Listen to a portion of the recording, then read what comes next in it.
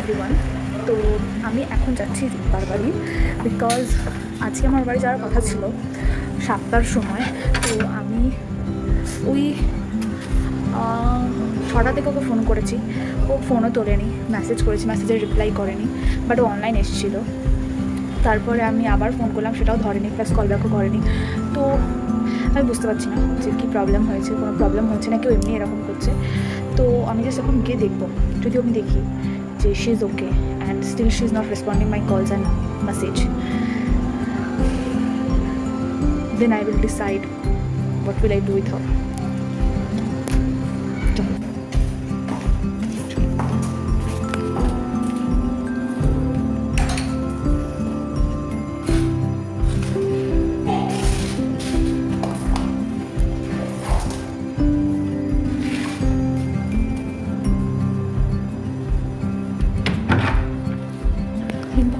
ঘুমাচ্ছে কেন?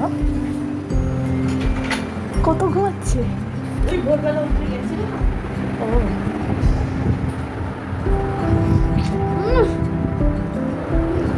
কি নিয়ে এসছে দেখাবে। গাইজ সবাই দেখো, একে আমি 10 বার ফোন করেছি, 4 বার মেসেজ করেছি, আর এ ঘুমাচ্ছে।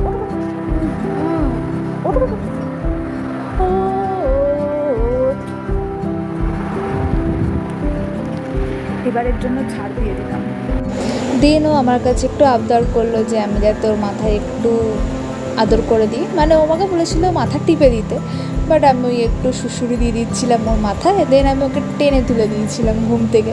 যাই হোক, ও ঘুম থেকে উঠে গল্প করেছে আমার সাথে, অনেকক্ষণ গল্প করেছে। দেন কাকিমা আমাকে বললো একটু কিছু খেয়ে যা, তো আমাকে দিল 1 plate fried rice and singara, which was very tasty. By.